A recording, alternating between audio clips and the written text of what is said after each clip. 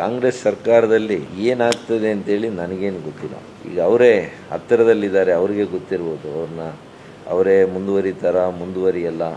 ಆದರೆ ಈ ಸರ್ಕಾರ ನಿಜವಾಗ್ಲೂ ಕೂಡ ನಮ್ಮ ಜಿಲ್ಲೆಗೆ, ಬಯಲುಸೀಮೆ ಪ್ರದೇಶಕ್ಕೆ ಭಾಳ ಅನ್ಯಾಯ ಮಾಡಿದೆ.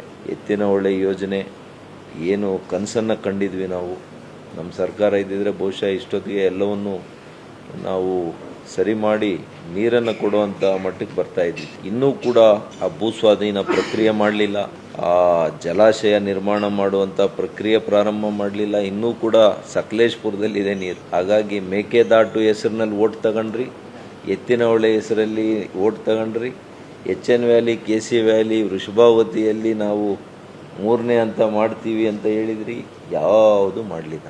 ಜನರಿಗೆ ಬೂದಿಯನ್ನು ಎರಚಿ ಮತವನ್ನು ಕಸಿದುಕೊಂಡಿರೋದೇ ಇವ್ರ ಸಾಧನೆ. ತಮಿಳುನಾಡಿನಲ್ಲಿ ಇವರೇ ಪಾರ್ಟ್ನರ್ ಅಲ್ವಾ DMK, ಅವ್ರಿಗೆ ಹೇಳ್ಬಿಟ್ಟು ಮೇಕೆದಾಟು ಯಾಕೆ ಮಾಡಲಿಲ್ಲ?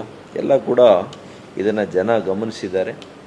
ಯಾವುದೇ ರೀತಿಯಲ್ಲಿ ಅಭಿವೃದ್ಧಿ ಅಂತೂ ಇಲ್ಲ ಕರ್ನಾಟಕದಲ್ಲಿ. ಇವತ್ತು ನೋಡಿ, ಆಂಧ್ರದಲ್ಲಿ ನೋಡಿ, ಪಕ್ಕದಲ್ಲಿ ನೋಡಿ, ನಮಗೆ ಎಷ್ಟು ಒಂದು ಕಡೆ ದೇಶ ಬೆಳೀತಾ ಇದೆ ಅಂತೇಳಿ ಖುಷಿ ಇರ್ಬೋದು, ಆದರೆ ನಮ್ಮ ರಾಜ್ಯಕ್ಕೆ ಬರಬೇಕಾಗಿರುವಂಥ ಯೋಜನೆಗಳೆಲ್ಲ ನೆರೆ ರಾಜ್ಯಗಳಿಗೆ ಹೋಗ್ತಾ ಇದೆ ಅಂತೇಳಿ ಎಷ್ಟು ನೋವಾಗ್ತದೆ ನಮಗೆ.